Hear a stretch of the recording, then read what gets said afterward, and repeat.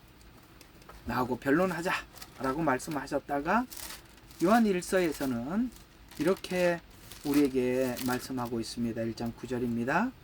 자, 우리가 우리 죄들을 자백하면, 자, 내가 불순입니다, 죄인입니다 라고 자백하면 그는 신실하시고 의로우셔서 우리 죄들을 용서하시며 모든 불의에서 우리를 깨끗게 하시느니라. 만일 우리가 죄를 짓지 아니하였다고 한다면, 아까 변론을 안 한 사람들이죠. 율법을 통해서 죄를 발견하지 못한 사람들이겠죠. 우리는 그분을 거짓말장이로 만드는 것이요, 그분의 말씀이 우리 안에 있지 아니하니라. 나 죄인 아닙니다 라고 한다면 그분이 우리 속에 없는 거라, 이렇게 말씀하고 있습니다. 그러니까 신자는 누가 신자죠? 죄를 인정하는 사람입니다. 누가 겸손합니까? 죄를 인정하는 사람입니다. 그렇습니다. 우리가 교회에서 잘못 배운 게 뭐냐면, 나 죄인이었는데 의인 됐다. 맞는데요. 거기에 머물러 있기 때문에 차별밖에 없고, 거기에 머물러 있기 때문에 교만한 겁니다. 우리는 잊지 말아야 합니다. 우리 태생이 죄인이라는 것을, 근본이 악하다는 것을 아셔야 돼요. 그 내일 또 한번 좀 다룰 겁니다. 성선설과 성악설. 성선설이 모든 인간을 악하게 만든 겁니다. 성선설이요. 그건 내일, 여러분들 내일 할지 다음 주 수요일 할지 모르겠습니다. 어쨌든 준비해놨습니다. 계속 보시죠. 첫째 문의 넓은 구조는 죄의 경중과 관계없이 누구든지 회개하고 돌아오기만 하면 받아주시는 하나님의 은혜를 상징하는 문입니다. 죄인 되었을 때 우리를 사랑하시는 하나님의 은혜가 이 문을 통해서 잘 증거해서 나타내 주고 있습니다. 이는 복음 초청의 시기가 언제까지나 지속되지 않음을 경고하고 지금이 구원의 문으로 들어가야 함을 강조하고 있습니다. 그래서 보라, 지금이 은혜 받을 때요, 구원의 날이로다. 여러분, 뭐 좀 더 있다가 하지 뭐. 에휴, 뭐 좀 더 있다 하지 뭐. 여러분, 더 있다가 어디 있겠어요? 우리 한번 생각해 봐요. 우리 내일 아침에 다 만난다는 보장 누가 하겠습니까? 우리는 알 수 없는 거예요. 우리 인생은 하나님 손에 있는 거예요. 며칠 후 요단강 건너서 만났는데 며칠 후 갈지, 내일 갈지, 진짜 며칠 후에 갈지, 몇 년 뒤에 갈지 누가 알겠어요? 그건 없어요. 지금이 지금, now. 아시겠어요? 지금. 그래서 이 문은 뜰에서 반복적으로 드렸던 제사에서 한 번 속죄를 이루어졌다는 것을 알려주기 위한 예표입니다. 그러니까 지금 계속 반복해야 되는 거, 완전하지 못하다는 걸 계속 알려주는 것은 완전한 그날을 기다리게 했다는 거예요. 그게 히브리서 10장입니다. 한번 볼까요? 다 보고 지나가야 여러분 눈으로 확인하는 거 하고, 성경에 그런 말이 있어요 하고 그냥 듣고 지나가는 거 틀립니다. 확인을 해야 돼요. 확인. 굉장히 중요한 거예요. 자, 10장 10절. 히브리서 10장. 자, 그의 뜻에 따라 모든 사람을 위하여 한 번 예수 그리스도의 몸을 들이심으로 우리가 거룩하게 된 것이라. 아멘. 그 다음에 제사장마다 매일 서서 섬기며 똑같은 제사를 자주 드리지만, 지금 요거 설명한 거 그거지요? 드리지만 이것으로서는 결코 죄들을 제거할 수 없으나 이분은 한 번 속죄제를 영원히 드리는 거예요. 한 번 영원히. 이 단번 영원히, 이 두 단어 너무 중요하다 그랬습니다. 끝났단 말이에요. 더 할 게 없어요. 그래서 안식을 누리시는 거예요. 할 게 없어서. 그 후로는 그의 원수들을 자기 발판으로 삼으실 때까지 기다리. 이거 언제죠? 재림 때까지. 이는 그가 한 번 제사로서 거룩하게 된 자들을 영원히 온전케 하셨기 때문이라. 그것에 관해서는 성령께서도 우리에게 증거자가 되셨으니 이후 그가 미리 말씀하셨. 자, 이렇게 쭉쭉 이제 오늘 뭐 이거는 요거 18절 이게 중요해요. 요거 18절 정말 중요해요. 자, 한번 보세요. 이제 이것들을 용서하는 곳에서는 더 이상 속죄제가 없느니라. 더 이상 제사 드릴 게 없대.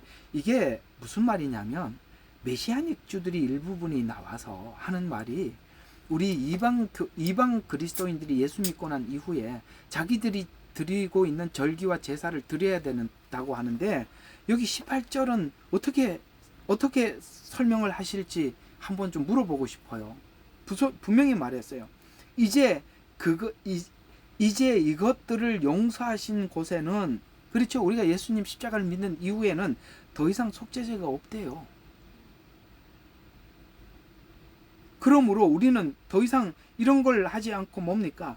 형제들아, 우리가 예수 피로 담대하게 지성소에 들어가나니 그가 우리를 위하여 바치고 새롭고 살아있는 휘장, 아까 말이 휘장, 세 번째 문이라고.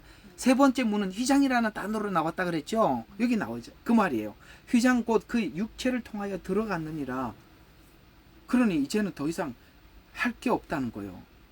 희생제가 또 26절에 또 나와요. 이 말이 너무 중요하니까 이게 한 번 나오는 게 아니에요. 계속 나와요. 왜냐하면 우리가 구약으로 돌아가지 말라고 자꾸 이렇게 시브리서가 말을 하고 있는 거거든요.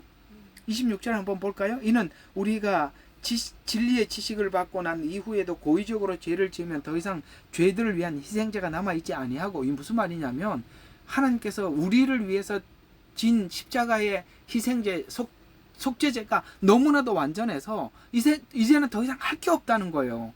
하나님이 다 하셨는데 왜 우리가 구약의 제사를 들춰서 또 해야 되죠? 이걸 계속 한다는 것은 조금 더 봐요. 이게 굉장히 심각한 이야기라고 성경은 이야기해요.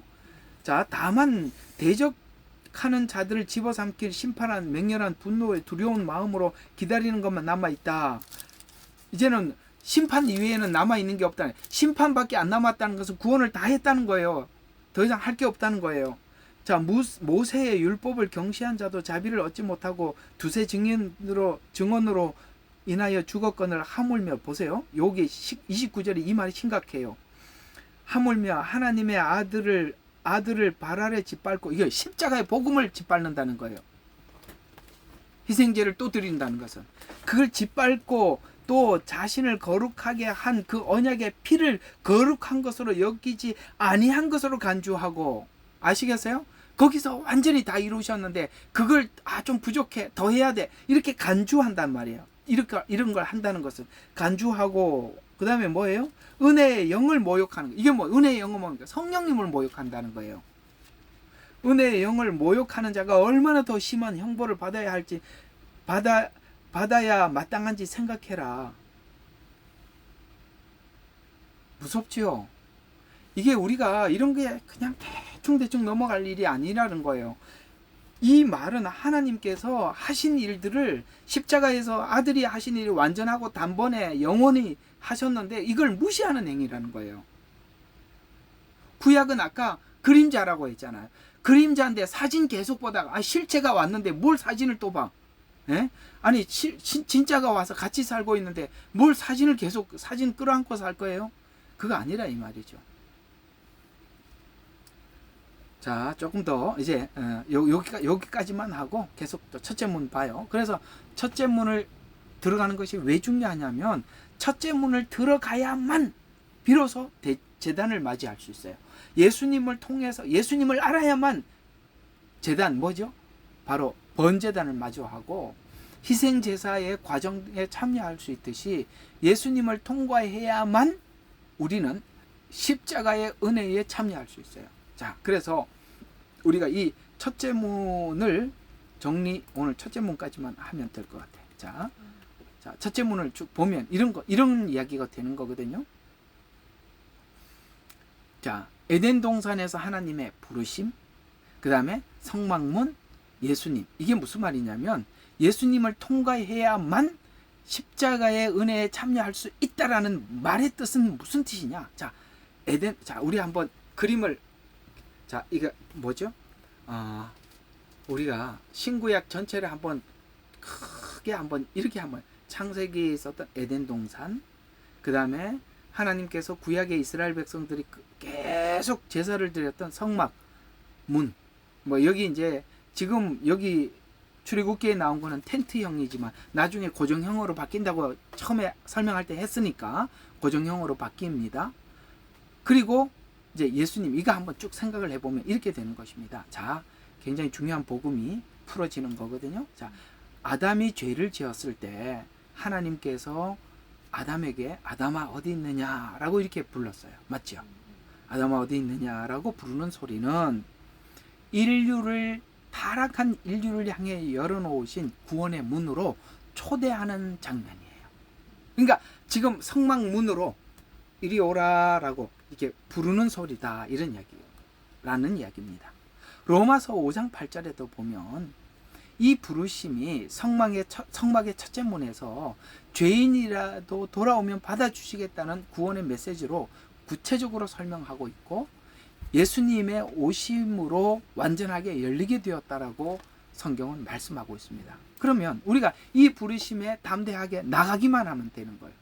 그래서 히브리서 10장 19절과 20절에 보면 예수님의 피를 힘입어서 새롭고 산 휘장으로 들어가게 되었다라고 그렇게 말씀하고 있어요. 그래서 성막의 첫째 문이 상징했던 죄인들의 접근을 이제는 예수님 안에서 누구나 자유롭고 담대하게 누릴 수 있게 만들어 두셨는데, 왜 그게 가능했느냐면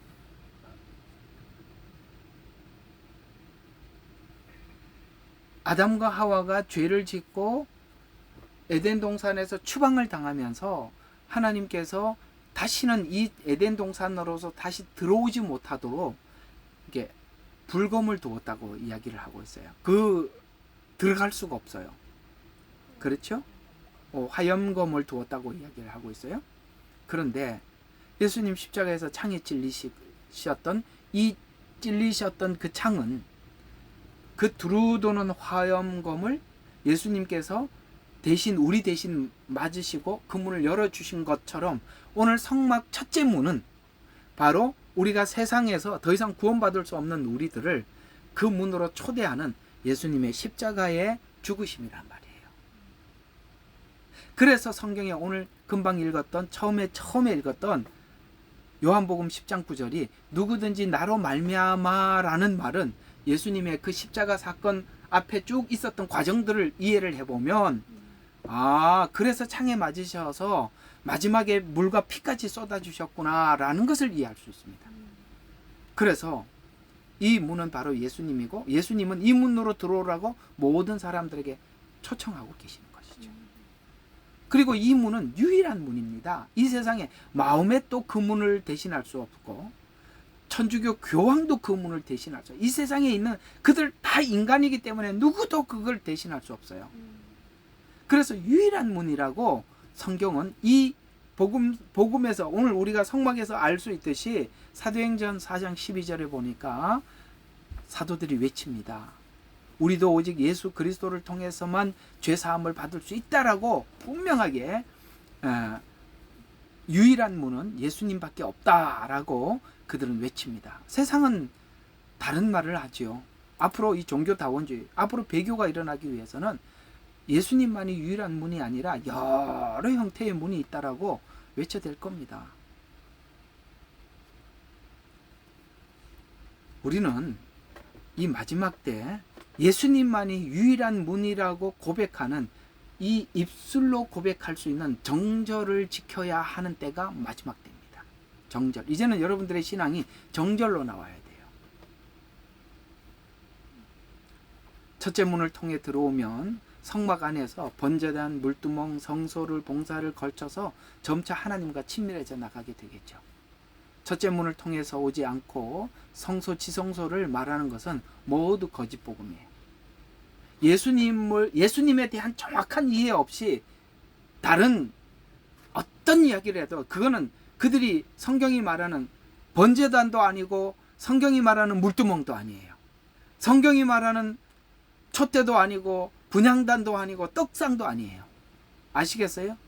예수님이 아니고 이만희가 문이라고 이야기를 해놓고 그걸 이제 설명을 하기 시작하면 그게 다 거짓 복음이라는 거예요. 그게 우리 요것만 보고 그 얘기 그 말로만 하려고 그러다 너무 좀 하려고 하기에 너무 좀 아쉽네요. 요한복음 10장 그 말이 이 말입니다. 7절에서 10절까지 예수님이 문이라고 정확하게 소개하지 않은 사람들이 말하는 모든 복음은 거짓 복음이다. 7절부터 10절 그러므로 예수께서 다시 그들에게 말씀하시기를 진실로 진실로 내가 너희에게 말하노니 나는 양들의 문이라. 내 앞에 온 자는 다 도둑이요 강도들이라. 양들이 그들을 듣지 아니하느니라. 나는 그 문이라. 자, 내 앞에 온 것은 다 뭐라고요? 다 도둑이래요. 아까 그 다음에 나는 그 문이라. 오늘 읽었던 얘기니까 10절. 도둑은 다 도둑질하고 죽이며 멸망시키려고 오지만, 아시겠어요? 거짓 복음, 거짓 이 사람들은 전부 다 도둑질하러 왔대요. 그리고 영혼들을 죽이려고 온 거래요. 내가 어디서 들었는데요. 요즘 이렇게 우리 교회들이 그 지어놓고 은행에 그 빚 때문에 그렇게 교회 잘 지어놓고, 교회는 건물을 지어놓고 나면 팔 데가 없어요. 옛날에는 예식장으로도 좀 샀는데 요즘 예식장 누가 갑니까? 그러니까 교회 건물로 지어놓으면 건물을 팔려고 하면 교회에서 사가야 돼요. 근데 요새 돌아다니면서 목 좋고 건물 좋고 더 이상 버틸 수 없는 건물들 누가 다 사는지 혹시 아세요? 하나님 교회에서 다 산답니다. 하나님 교회가 가지고 있는 돈이 몇 조 단위랍니다. 이렇게 성도들 끌어모아서 돈 뺏어서 몇 조를 모아놔서 돌아다니면서 입맛에 맞는 교회들 쇼핑하고 다니는 거예요. 그거 완전 헐값에 거저 돈이 몇 조랍니다. 깜짝 놀랐어요. 몇 조가 있으니 뭐 교회 하나 뭐 넘어가는 교회 그냥 그냥 주소 잡는 거죠. 그러니까 돌아다녀 보면 하나님 교회만 리모델링이 잘 돼 있어요. 그리고 좋은 자리에는 다 하나님의 교회가 가지고 있어요. 왜 그런가 하고 봤더니 돈이 너무너무 많은 거예요. 오늘 여기서 왜 거짓 목자가 왔다고요? 예, 도둑질하러. 여러분, 나는 그렇게 생각해요. 우리는 사람들에게 속이면 속아 지나 봐요. 말했잖아요, 여기. 예? 죽이고 도둑질이 잘 되나 봐. 그러니까 도둑질 하는 거지. 그렇다면 우리가 한번 이렇게도 생각해 봐요. 우리는 왜 진짜에 뭔가를 하지 않죠? 우리는 왜 진짜 복음을 들고도 전하지 않습니까? 우리는 왜 진짜 교회에 투자하지 않죠? 그런 데는 속으면서. 그게 너무 안타깝죠. 우리는 많은 생각을 해볼 필요가 있어요.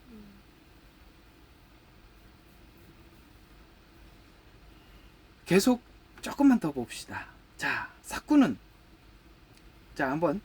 진짜는 어떻게 하는지 보자. 나는 선한 목자라. 선한 목자는 양들을 위하여 자기 생명을 내어 놓으나 사꾼은 목자가 아니요 양들도 자기 양들이 아니므로, 딱 목회하는 거 보면 알아요. 진짜 자기 양이 아니기 때문에 하는 거거든요.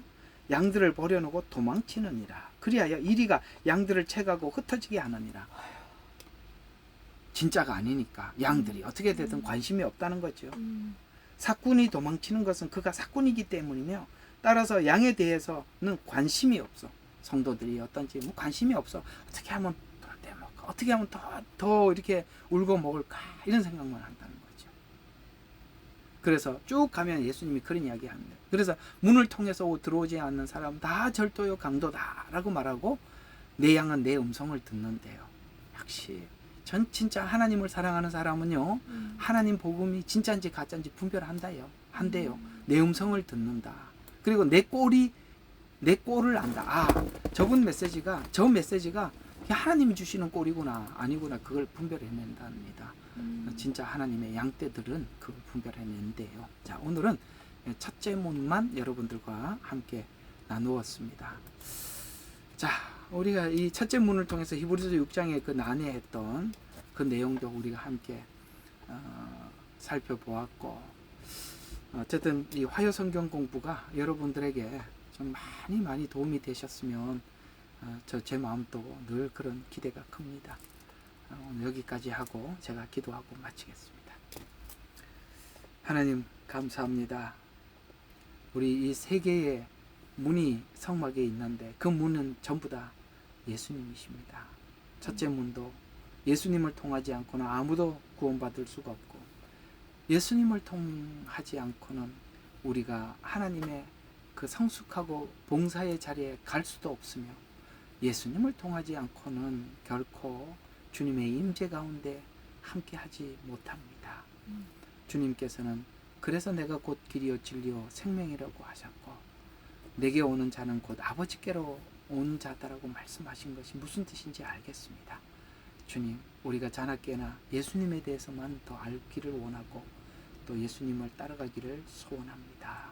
아버지 하나님, 그 기대감 속에 있는 우리 성도들을 하나님 축복하여 주시옵고, 또 그 말씀을 더 깊이 확실하게 분명하게 열어 주시옵소서. 예수님 이름으로 기도합니다. 아멘. 예, 감사합니다.